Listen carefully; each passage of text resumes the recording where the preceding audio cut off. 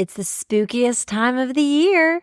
If you are looking for a fun and free way to engage your students this October leading up to Halloween, then you need to grab my free Halloween science resources for high school science teachers. I have created 4 themed activities for you. One is for biology, one for chemistry, one is for physics, and one is for anatomy. And each of these are activities that you can use with your high school students now through the end of the month leading up to Halloween. So be sure to grab those at itsnotrocketscienceclassroom.com/Halloween. Welcome back to part 2 of our Ask Me Anything episode. In honor of 150 episodes of the podcast, I did a little ask for y'all to send in questions, and y'all had so many good ones. So many and as always, I got so verbose because I just got so excited answering them. But I had to split this into 2 weeks because there was just so many good things out there. So if you missed part 1, that was last week's episode, go back and give it a listen. And if you got it and you listened to it and you're ready to hear more answers to your questions, then just keep listening because here we go. Part 2 of the Ask Me Anything. Let's get to it.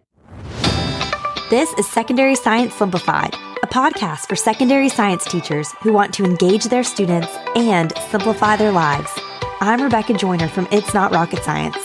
As a high school science teacher turned curriculum writer, I am passionate about helping other science teachers love their jobs, serve their students, and do it all in only 40 hours a week. Are you ready to rock the time you spend in your classroom and actually have a life outside of it? You are in the right place, teacher friend. Let's get to today's episode.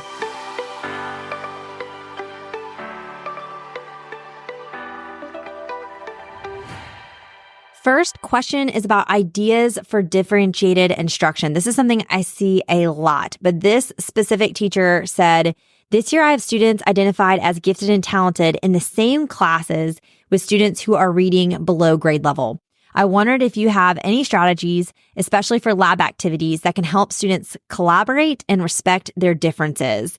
So the first thing I will say is there anything that you need to do for those gifted and talented students? Like, for example, I have had classes before where honors and on grade level were in the same class, but some people were getting honors credit. So they had to do extra things in order to receive their honors credit for the class. So I don't know if you have like a specific GT requirements they need to do in order to be considered GT, or you're just saying like, I've got some really gifted kids in my class and some not as gifted. So I would say get clear on if you have certain expectations. If you do have certain expectations that you need to meet for those GT kids, I highly recommend doing some sort of independent research project throughout the year for them. I have these independent research project packs available for each of my curricula. They're a la carte, but they're also in the full year bundles. This is one way that I was able to kind of differentiate for some of those really advanced students, give them this external project they could do or something they could put on their resumes and say that they'd done this whole research project. And they can do that completely on their own time. And then also when they finish early, the regular work, that's something they can work on. So I'll link those in the show notes so you can check those out if that's kind of something that you're looking for. Now, if you're more just talking like I'm managing a lot of different levels in the same class period and you're looking for recommendations that don't need to be like a formal difference between them, here's what I would say.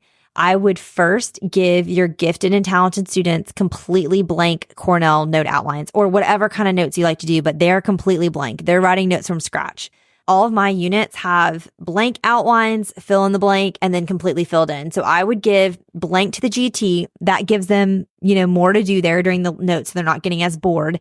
And then your other students, based on their level, decide, do they benefit from fill in the blank or do they benefit from completely filled in? And they're going to learn how to highlight and circle and emphasize things in their notes.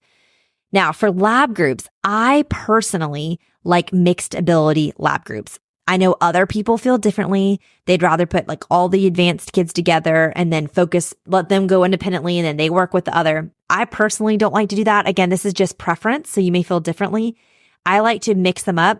I do completely random name draws for every single lab. I have all my students' names on popsicle sticks. I randomly draw their names for any sort of group work that we do. And we call it the fate of the bag, and we just let that decide who's going to be with who. I just feel like that's the fairest. I do it live in front of them so they can't say that I rigged it. And to me, it eliminates a lot of the drama. Now, once they form those groups, I like to go around and help groups while they're working on like their introduction or like, their hypotheses or whatever it could be. I like to go around and kind of help them assign different roles for group members. So for maybe those students that are lower on the ability spectrum, I'd be like making sure that they're getting a lot of the hands-on roles in the labs, whereas maybe those GT students are getting like the role of the recording. I think whoever is recording everything, it helps because it slows them down. I think one of the problems you can have with a mixed ability lab group is the GT students are rushing and they're dragging everyone else through the lab. And then everyone else is feeling like lost and either they give up or they get really frustrated. And so I like to slow those GT students down. You can have them only turn in one written lab up to per group. That's something you can do, but have them kind of slow down, have them kind of be the manager of the lab and the timekeeper and that kind of thing, but really slow those students down. I would also have frank conversations with those GT students outside of class, being like, hey, you are obviously in the GT program here. I mean, you can even partner with the GT program at your school and get some suggestions from them too. But I would just say, hey, like, I need your help here. Like when you are in a lab group or you get partnered on this practice worksheet, with these other students, I need you to help teach them. There's only one of me and there's 30 of y'all and I need your help. Can you partner with me in helping them?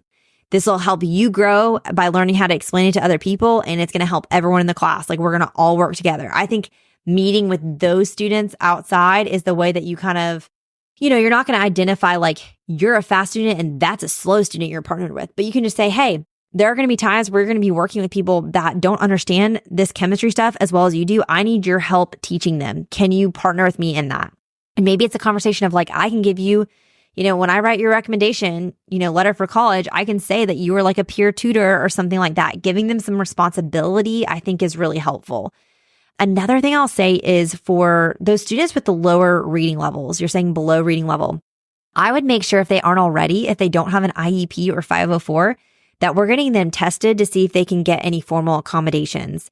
There's a dear member in my very close family that did not get formally tested until freshman year of college. And we found out so many things about the way that her brain worked and some learning disabilities she had that had made school so hard, and teachers had just accommodated her. She'd been in a private school setting and they had just kind of made accommodations informally her entire life. And then she got to college and drowned because that was not the case. And then she had to go through this whole process and get these formal accommodations. And it was just something where all of us related to her wish that someone had done something sooner to get her something in writing so that she could have the support she needed long term. And so that's something I would make sure you're looking into too. Again, I mean, I have no context, as much context as I wish I could have like for the situation, but that's something I would consider also. Another thing I'll say is you mentioned, especially for lab activities, I love if labs can be done in stations. And then you're able to limit the number that the lower level students need to do. So if like you're dividing any sort of activity or something into 6 stations, maybe the lower level, you say, hey, you just stations 1, 2, and 5 are the most pertinent. Make sure you get to those. And then the other students are expected to do all of them. And no one has to know who's doing what because they're all moving at their own pace. That's something I really love about stations. Now, going back to the lab groups, if you are overwhelmed by that idea of the mixed ability lab groups and that feels like too much to manage, another thing I recommend doing is you can divide your lab groups entirely. Have like a group A and a group B, and you can divide them by ability and they don't need to know. And let's say group A is a more advanced group and they're going to do the lab on day 1. They're going to collect the data and all of that. And then on day 2, they're going to work on their graph analysis conclusion. And then on day 3, they're going to do some independent work, maybe work on an extra credit project. I don't know, something like that. Whereas your group B students on day 1 of the lab, they're just going to be working with you maybe on some reinforcing stuff. You're going to let those group A do the lab basically independently. You're going to be really working on them on some reinforcement.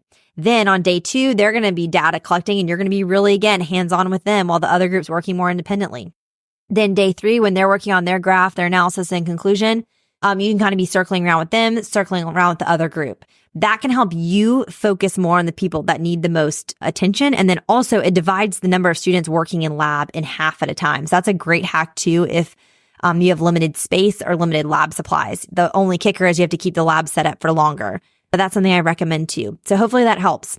The next question is, how do you stick to your pacing guide while having students learn and retain the information. So for this question, I have two past episodes I want to recommend you to, where I already talk about this in such detail. But first is episode 119. It's how to get students to remember dense topics.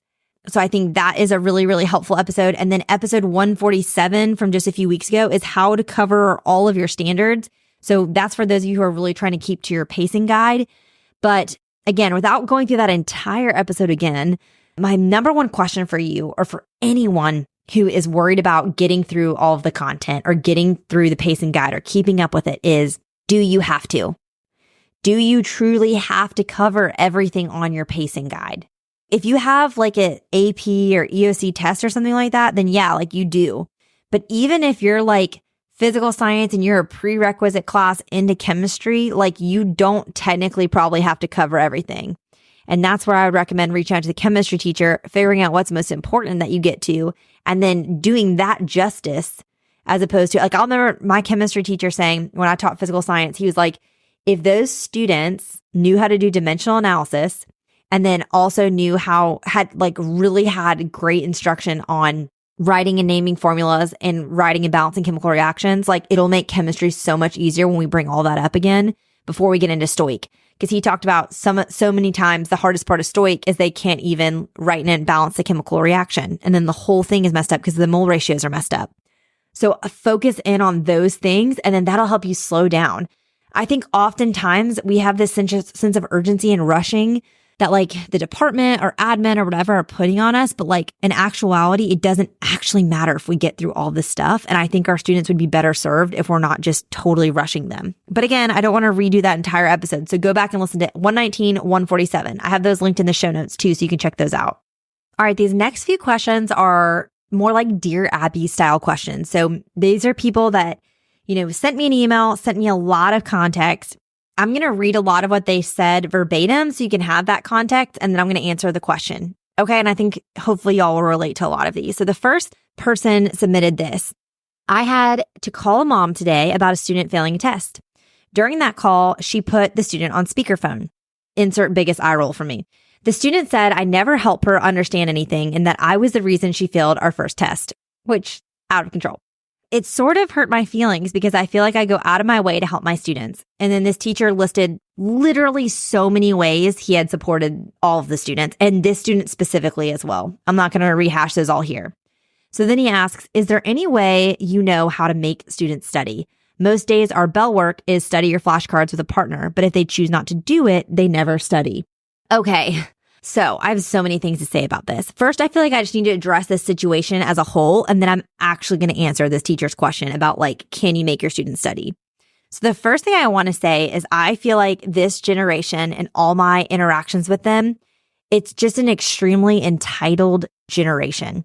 And I feel like they're always looking to put the blame on others. Nothing is ever their fault. And so I think we just need to start to expect students to act this way. And also they're young. I think it's not just this generation as much as it is like young people do this because it's out of immaturity. I feel like they haven't failed a lot. And so they don't, take ownership for a lot of things. It'll come in time, hopefully in maturity. But for now, we need to expect that they're going to cast blame and they're not going to look into themselves and see where they went wrong here. And so I think one way that we can prepare to not be affected by this kind of negative interaction in the future is to expect this kind of behavior. I think that helps take the sting off if you're like, of course they said this. The second thing I'll say is I think you need to look at the facts. And this is what I said in my email back to this teacher. This teacher detailed those facts to me, clearly from an objective standpoint, this teacher had done a ton for the student. So taking the emotion out of it, see that factually you have done so much for the student. Now, here's what I will say. Next, you do need to ask yourself, though, in any of these situations where blame gets put on you or there's a negative critique of you as a teacher, is there any way I can improve? So I do every once in a while get negative feedback. It does happen and it does still hurt. It doesn't feel good. Even though I've been doing this for 9 years now, I typically get the most frequent negative feedback. I'll get 2 or 3 within a 2 or 3 week span, which is a lot for me. Normally I probably get 5 really negative things a year, but the majority of those are always like in August. And so I know that so much of this is not about me as much as it's like a teacher being put in a very stressful situation, doesn't read a product description, takes it out on me. Like it's immediately my fault.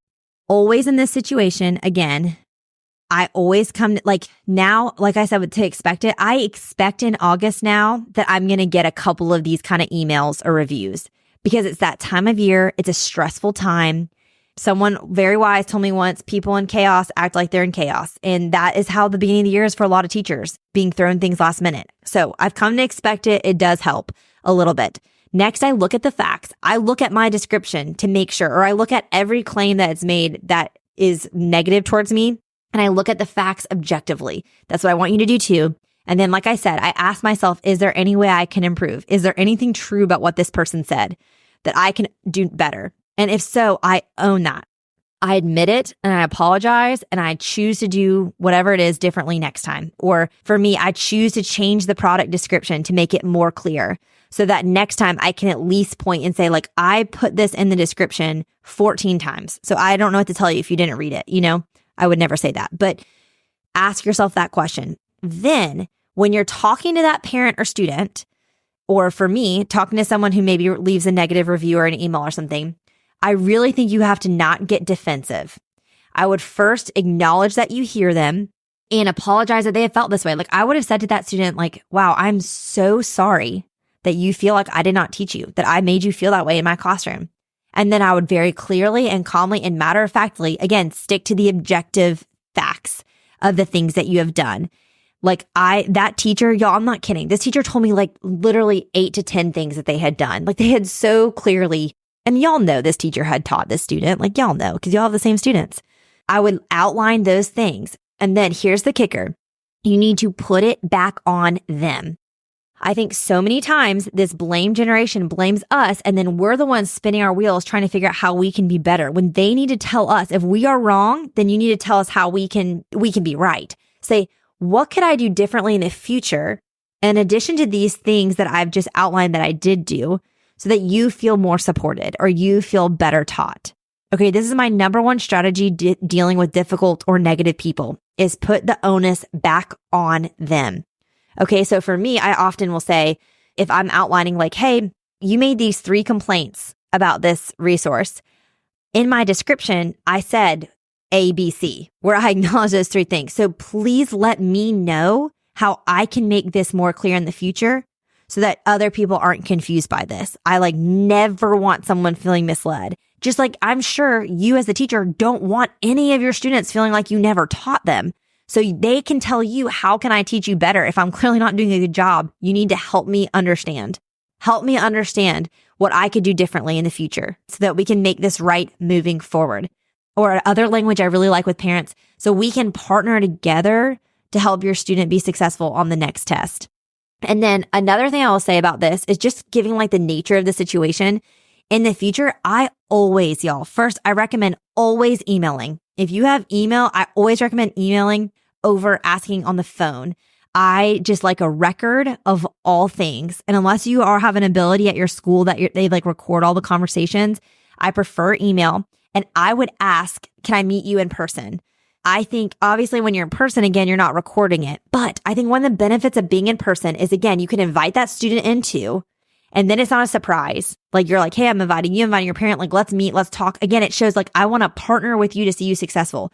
I'm not calling your mom to tattletale because you failed. I'm calling your uncle or your guardian or whoever because I want us all to be on the same page at seeing you successful here. So let's figure that out. And then when you're in person, like this teacher, all these examples they gave me, I think it would have been so helpful for them to be in person in their classroom and show the parent and the student like, hey, remember, this is the flashcards that we did that we reviewed together. Here is where I had this date on the board. Here's the unit plan. Print it out, show the parent, where this shows you all the different things that we did to prepare students for this test. So I highly recommend that. I also have found that I think students are less likely to say stuff rude directly to your face.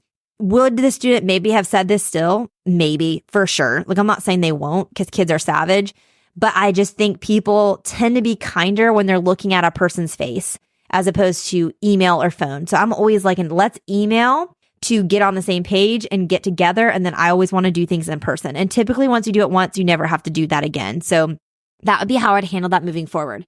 Now, all of that to say, because that was just like a huge tangent, to get back to your specific question, how to teach them to study. Here's what I'll say. I don't know if we can, is what I'll say. Because here's why. I think everyone has such a different learning and memorization and studying style. So I don't know if it's really possible to teach every student how best to study for themselves. I do think we need to give them some tools and help them. It sounded like this teacher had already done that, but we can't make them study. We just cannot do it. I do have my students make their own study guides, and I will link a blog post with exactly how I do that in the show notes, because I think the process of them actually doing that is studying. Like when they're making the study guide, it's actually forcing them to study. And then they have this nice tool that they can read through and review if they want to study on top of that. I think that's really helpful. But at the end of the day, like we can't force them to do this. This really goes along with what I talked about back in episode 145, how to build resilience in post-pandemic students. But I think it's all about those clear expectations and consistent reinforcement, speaking truth over them and empowering them with your words. The expectation is that you're going to study for these tests. I know you can do it. I know you can be successful in this class. And then to hand them successes, give them time to work on those study guides in class. Give them a structure for creating a study guide, like I share about in that blog post, so they know how to do it and they're not just like completely clueless. Build in some class time to play some review games so that, again, you're pointing to all of this with your parents too, like here's how I've supported them in this. Another thing I'll say that's really practical is this teacher mentioned in their email that they do prime times. They do their bell ringers like I recommend, but their prime time is like to study their flashcards. I would not do that. I would make the prime time, like I teach often because I'm so obsessed with this, but I'd make it 3 to 5 questions from the previous day, like things you learned about, and it's open note. And the reason why I'm really passionate about this is one, then you are seeing from their prime time if they got the content from the previous day. And two, it forces them to start using their notes and going back and looking at things, which is part of studying. And so it's almost like in that 5 minutes, they're getting a little review, they're getting a little study by going back through their stuff. So I highly recommend changing your prime times to be that and not just being like, hey, y'all study for 5 minutes or quiz each other for 5 minutes and then we'll get class started. I would change how you do your prime times. And I'll link in the show notes all my content about prime times because I'm obsessed with them. I've talked about them so much. The other thing I would say too is, I don't know what kind of notes you're using or note style, but I think, again, supporting our students, like giving them, helping them know how to take notes and how to use them. There are so many ways you can do this. I'm a personal fan of Cornell notes, which I'll link more about that in the show notes as well, because students take their notes and then we can teach them how, okay, when you're going back and studying, go back and use this margin to like highlight key things, write questions, use this summary section to try to like write in your own words what this was all about, and show them how to use them. And then you could also make it a completion grade, or it could be like an extra credit. Like, hey, on test day, I'll go through and check your Cornell notes and see if you actually worked through the different sections of them. And you can get like an extra point for each set of Cornell notes that you actually did this for or something on their test. Like for me, I have 3 to 6 concepts per test. So that would be like 3 to 6 points. Like it's not that much, but those are kind of some things you can do, again, to hand them successes. And then back to that episode 145, building resilience. You're going to have to keep revisiting expectations. Do not lower the bar. And then the last thing I say in that episode, and I'll go into detail there, but like have appropriate expectations for your role in this process. Again, you are the teacher. You can teach them some of these strategies for how to study. You can build in some time, but at the end of the day, they have to do it on their own. And I think you're doing a really great job. So you're doing a great job. I just really want you to hear that again. Okay, this next question comes from Christina. She is currently pregnant with her first child, and she's choosing to take the year off of teaching and currently planning to return to the classroom in September 2025. This year would have been my 8th year teaching with a combination of biology, anatomy and physiology, and environmental science in a given year. Also this year, the high school schedule changed, with science losing 30 minutes of instructional time every year and all science teachers adding an additional class section to their teaching load. All of this contributed to my taking the financial cut of a whole year not teaching. I know that my hands will be full with my little one, and I want to maximize my time with him or her. However, I also want to be able to have a work-life balance when I return to teaching next school year. So what is your advice on what I can do this year now while she was waiting for her baby to come? I believe her baby will be born by the time this airs, which is so exciting, just to help future me. And so I emailed her a couple times after that just to kind of get more context. And I found out that it would be AP Environmental Science, and it would most likely be a new course for her. That her biggest struggle, she said her biggest kind of pain points and things that take the most time up and rob her of work-life balance is some decision paralysis when she's planning. And then, of course, grading. And then another unique thing is they do co-teachers, and they kind of get a new one every year. So there's a lot of collaborating and communicating and learning how to work with a new person every single year. So that takes a lot of time. She also sent me her schedule, and it's very strange.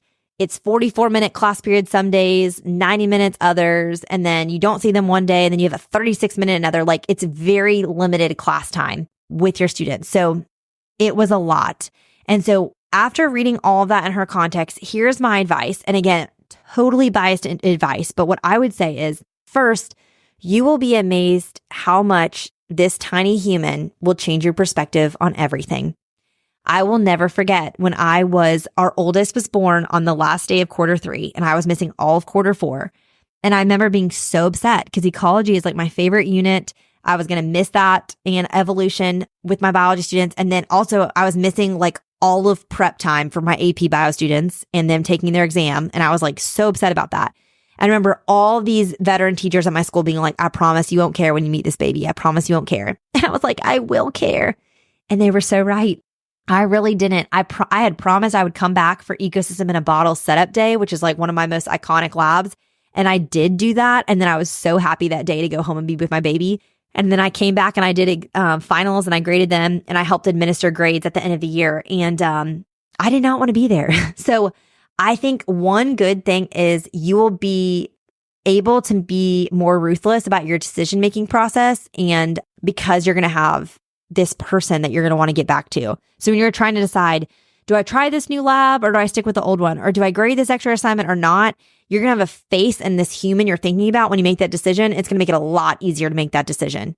I want to encourage you with that. The second thing I would say is I would personally use all of this time, this upcoming year where you have this newborn who will hopefully be a great sleeper and sleep a lot during the day for you, is I would use it to get all of my curriculum done. Then you have zero lesson planning that you have to do when you get to school. And all of your planning time can be your lab prep, any grading you're doing, communicating with parents, and coordinating with your co-teacher. Personally, I would not do anything for AP Environmental Science until it is a sure thing. I know you think it'll probably happen, but I just think what a loss it will be if you spend this whole year working on all this stuff and then it doesn't happen. I also think that when you teach an AP class, College Board gives you so many resources and so much support. I interviewed 2 different AP environmental science teachers on the podcast this year, and they had great advice about that. So I'll link those in the show notes. And you mentioned if you teach AP environmental, you'll be like teaching it alongside another teacher. And so I would plan on just partnering with that teacher, following their lead and letting them kind of run with it. Now, as for these co-teacher situations you're in, I would see what your department chair recommends for how to manage these. If I'm honest, it sounds like your admin hates you guys because if they really want y'all to be partnered, then why are they changing it up every year? I feel like that just does not set people up for success at all.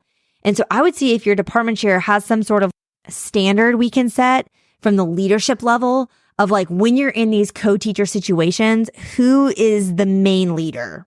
I just keep thinking about The Office and like, we're co-regional managers. And it's like, there's no such really thing. Okay. Like who is actually taking the lead on this subject? And then maybe someone else takes the lead on the other. And maybe you set a precedent, like whoever's been teaching it the longest, they're the person that takes the lead here. And then the other person kind of like follows suit. I think that would help with maybe decreasing some of the responsibilities there. But I think I would really use this time this year to really audit the curriculum you have for your biology, for your anatomy, really make some decisions. I know you've mentioned that like, you love adding in new labs and that kind of thing. And I think that's so fun. But I think when you are out of the classroom, you'll have some perspective on it. And I think if you just go ahead and make those decisions, give yourself the freedom to change them in the moment if you want. But I think that will eliminate a lot of that decision fatigue, kind of down the road. So that's what I would personally spend my time doing. I also recommend, you sound like a great candidate for my Secondary Science Simplified virtual PD course bundle, which I'll link in the show notes. You can check out. I think that'd be a great use of your time this year. But again, this is no pressure. Your number one thing should just be enjoy this time off with your baby. Because again, no one's paying you. And you know that for this time. So enjoy every second. I'm so thrilled for you. All right, the next question that came in, and I'm not going to read the whole thing, but essentially it's a math teacher at a small private school, and every other year this teacher ends up teaching physics. And so there's a lot more context here, but essentially like the question was, what advice would you give a teacher who's teaching a subject outside of their content area? Specifically a teacher who's not certified or doesn't have a strong background in science who has to teach a science course, like would potentially happen in a private school. And having taught at a private school, I can totally see how this would happen. And I get it. So first thing I would say is I would just give yourself a lot of grace. Like being a teacher is so hard. Teaching different subjects within your own discipline is hard. Teaching something outside of your discipline and your certification is borderline, not impossible, but it's extremely challenging. So give yourself a lot of grace. Like this is a lot for you to do. I would say lean into other teachers who have more experience teaching this subject, whatever it may be. And ask your school to support you in getting resources to teach something outside of your wheelhouse. You should not be writing curriculum for a course that you've not even been certified in at all. They should be buying you some curriculum. I don't have a physics curriculum, so I can say this. My number one physics rec is Miss Brasso's binder. I've had Michelle on the podcast. I love her as a person. She's extremely creative. I think she's extremely smart. She'd be my go-to rec for any of you physics teachers. But even outside of her resources, even just getting other voices to teach your students, like there are so many great people on YouTube. The Physics Girl, Crash Course, Bozeman Science. Even when I taught AP Biology, which is 1000% in my wheelhouse, I was a biological sciences major. It was still so hard for me. I watched Bozeman Science AP Bio videos every single day before I taught AP Bio. So that's where I say, like, give yourself grace. This is very hard. I cannot imagine if I was like thrown into teaching Algebra 1. Like I'm good at math because I'm a science person and I like the quantitative stuff, but I don't really know how to teach someone. So I'd give yourself a lot of grace there. I also say assess your standards to determine what content to focus on and how much you really have to cover. Most likely if you're teaching physics, this is an elective course. Hopefully you have some sort of standards to go off of in your state. But if not, I would reach out to other teachers in your state. I know you're at a private school, but other local teachers and or even like go on to the public high school's website, see who's teaching physics, see if they have their syllabus on the website and just see what they're doing. I think that will help you know what you really have to cover. In terms of like balancing math with the hands-on stuff and all of that, I normally say do as little math as you have to do to benefit your students. But since that's probably your strong suit, like if you want to lean into that, I think that's fine. I am a big fan of less, but not rushing and going deeper. So if I was you, I would really narrow in on a few topics that you feel the most into, whether that's kinematics, whether that's optics, whatever is the most exciting to you, and focus on that. I also would say you need to join a Facebook group of physics teachers. There's probably a national physics teacher group. There is for all the other subjects. And I would post in there and be like, y'all, what do you think I should focus on and do? I think you'll get a lot of support there. That'll be really helpful. It's very isolating to teach at a private school, and it's very isolating to teach a subject that no one else teaches, let alone isn't in your wheelhouse. So I just want to encourage you that this is very hard and you're doing a great job. And hey, you're still going to serve those students and they're still going to learn stuff. Okay. So give yourself a lot of grace there. Now, moving into these next few questions, these all feel really, it's not rocket science resource kind of specific. So if you don't want to listen to these, you can tune out. And then after this, I just have two more more personal questions people ask. So that's kind of where the remainder of this last 10 minutes of this episode is going to go. So the first was for biology specifically. This teacher asked, how can I speed up note taking? I believe it's important, so I don't want to have students just fill in the blanks. However, taking notes that should only take about 20 minutes uses up our whole class period. This teacher's in a Title I school, uses my It's Not Rocket Science biology curriculum. So I will say, there are options in there for you. That's why there are the filled in notes. There's the fill in the blank. There's the original notes. There's digital notes. You have a lot of options here. There's lecture videos. I also want to encourage you too that I agree with you that I think the note-taking process is important. I 1000% agree with you, but I also have had groups that are so slow. So I think you have to decide in this year with that group of students what matters most to you. Does it matter most to you that they take the notes, or does it matter most to you that you stay on the pacing guide? And I don't think anyone else can answer this question. I think if it matters most that they're writing the notes, I think you accept that this is going to be a slower group and you're going to have to cut a unit or take out some activities or whatever. I think for me, I would choose to speed up the note-taking process, whether that looks like I would personally give them the fill in the blank notes, and I would teach them how to highlight their notes and annotate and all of that. Or you could do a flipped classroom, have them watch the lecture videos and that kind of thing.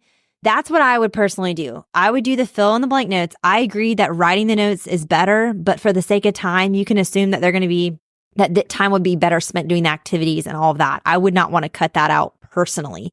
And if you're doing the primetime bell ringers, if you're teaching students how to use the Cornell notes and use the margin in the summary section, then they're going to be engaging with those notes a lot through the bell ringers, through the practice activities, doing their study guides. And hopefully that's going to get them engaging with the notes, even if they're not writing them all out by hand. Honestly, too, you might prefer the filled in notes as opposed to the fill in the blank, because sometimes with fill in the blank, y'all know they're just looking for that keyword and then they zone out. Whereas when they're completely filled in, students are really just listening. And then you can tell them, okay, highlight this in your notes, circle this. You can teach them more how to engage with the already typed in notes. So that is actually my personal preference, is the filled in and annotating. So that's probably what I would do in that situation. And then accept that maybe next year you'll have a group that can do more notes. Or maybe you decide like, hey, if the notes are just like a one pager, then I'll give them that for, this concept. And then maybe another concept, I'm going to print out the ones that are filled in. So you can maybe make decisions concept by concept or even just unit by unit to switch it up. Now, the next thing is 95% of the Ask Me Anything questions I got were just requests for more curriculums or curricula, I should say. So I got requests for earth and space, physics, middle school, forensics, environmental science, all these things. And I will say I'm so grateful. I'm so humbled. I love writing curriculum. I mean, it's truly what I love doing the most. I like this podcast a lot, but I like the curriculum the most. But here's the thing. I am like so slow and I'm getting slower with age. I don't know if it's my kids that are slowing me down or what, but here's just like a timeline of how It's Not Rocket Science has gone. So I started It's Not Rocket Science in 2016, and that's when I wrote the biology curriculum. 2017, I wrote physical science. 2018, we adopted our oldest. And so during that year of like adjusting to having a newborn and stuff, I added the 3 extension mini units to biology. And then I made paperless digital versions of the biology and physical science stuff. So that kind of was my learning curve that year. 2019, I wrote the anatomy curriculum. That's kind of when I really feel like I hit my stride and found myself and my style and really like capitalize on what I'm really good at when it comes to curriculum writing. I'm not good at everything. There are other curriculum writers that do other things better. But I think what I've niched kind of down on, I just have a style that I think I can do this type of curriculum well. And so then in 2020, I revamped biology. It was a huge revamp just to kind of reflect that growth in my writing style. 2021 was my first iteration of the Secondary Science Simplified Professional Development course that I wrote and administered. 2022, I started this podcast.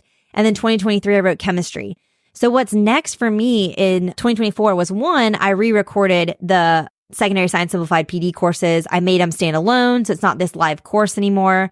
Again, I'll link that in the show notes. You can check that out. You can purchase them at any time. You don't have to take them like in a cohort.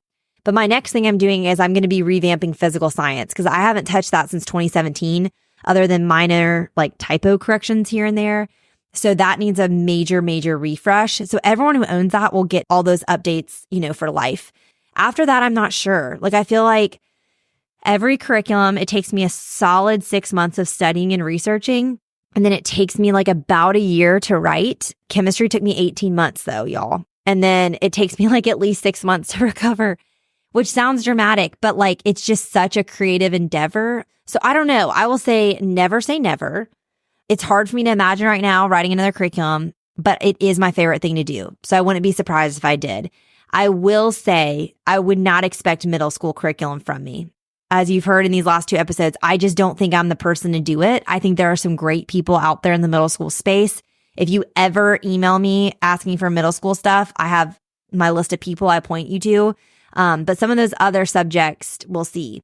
In the meantime, I do have a professional development course for how I write curriculum. It's my lessons course. It's all about curriculum writing and lesson planning all in one. And I'll link that in the show notes. You can check it out. But yeah, you can think of me and as I decide on this next endeavor, what'll be next. But for now, my eyes are focused on physical science.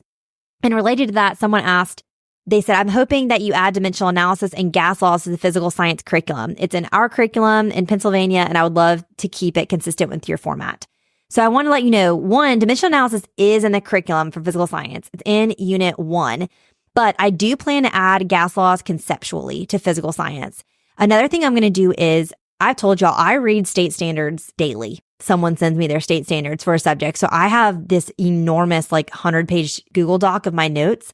And so I will do this. I did this for biology back when this is how the extension mini units came about for biology, is I basically read all of these different standards from different states, and states that I saw a lot of overlap in states getting into extension topics. That's where those extra things came from. So I'm going to do the same with physical science. I will go through my notes and say there are a lot of states that kind of cover gas laws. So I will maybe throw in an extra resource or an extra concept on that. It's not going to be this insane thing because, again, you have to be able to teach it all in 1 year. But that is something I'm going to review. So you can keep your eyes open for that. Those kinds of things are coming. Okay, and then the last 2 questions are more personal. One was, if you could teach any class outside of science, what would it be? And this might sound so boring, but I would literally want to teach home ec or life skills. Honestly, I'd want to teach a class that's meal planning, budgeting, taxes, insurance, investments, financial peace, university, Dave Ramsey style. Thomas, my husband, and I did that when we were first married, and it changed our lives. But so much of these life skills and life organization skills, I just have been winging it and had to learn, and it's been a lot. And I wish I had, maybe not learned by trial and error. So I think that would be a really fun class to teach. I think I could get really passionate and excited about that. And then the last question is, will you ever go back to teaching in the classroom? And like I said with the curriculum and what if I would write another, I never say never. I miss teaching. The hard thing is what so many of y'all know, which is that teaching is so much more than just teaching. And the extra variable is, I know for a fact that I could not run It's Not Rocket Science and be teaching full-time in the classroom. At one point, I did both. I did both for several years, but I'm so grateful for how this space has grown. It's beyond my wildest dreams of what I thought it could be, but it's a lot. And I truly couldn't be in the classroom right now and be doing this. So if I go back in the classroom, this has to shut down in some capacity. Most likely that would be getting rid of the podcast and then not writing more curriculum and just doing customer service to keep, the existing resources and the people who own those supported. But I would love, I don't know what that would look like. My ideal situation would be, I'd love to teach science teachers how to teach at a local college. We have a local satellite campus of a larger state university here. Or the other option would be my old school. I have told them, because they ask me every year if I would come back. I've said, hey, they've thought about moving their high school classes to more of a college setup where you have Tuesday, Thursday, 90-minute classes, Monday, Wednesday, Friday, 50-minute classes. I told them I would be interested in going back if I could teach Tuesday, Thursday classes, because then I could just teach on those 2 days and then work on It's Not Rocket Science Monday, Wednesday, Friday. But that would also have to be once my youngest is in school full time. He is only 2. So I still have 3 years till he's in kindergarten. And y'all know, the daycare costs are insane. And especially if I was teaching part-time, that means part-time salary. It wouldn't even probably cover full-time daycare. So for now, we're just making it work, running It's Not Rocket Science and using Mother's Morning Out 3 mornings a week and nap times and getting it done. But that's kind of my thoughts on going back to the classroom. I also think it'd be really fun to be back in the classroom when my kids are in middle or high school and just be nearer to them. I'm sure they will hate it at that age, but I would personally love to be where they are. So we'll see. Never say never, but who knows what's to come. So that's it. That's the completion of our Ask Me Anything episodes. I hope you found these enjoyable, these 2 parts. And I know I mentioned so many links again. You can find those at itsnotrocketscienceclassroom.com/episode 151. That's the show notes. And I would love it if you haven't left a review yet. If you submitted a question and it got answered in one of these last 2 episodes, I'd love it if you left a review for the podcast. It would mean so much to hear from y'all in celebration of these 150 episodes. All right, teacher friends, that wraps up today's episode. If you're looking for an easy way to start simplifying your life as a secondary science teacher, head to itsnotrocketscienceclassroom.com/challenge to grab your classroom reset challenge. And guess what? It's totally free. Thanks so much for tuning in, and I'll see you here next week. Until then, I'll be rooting for you, teacher friend.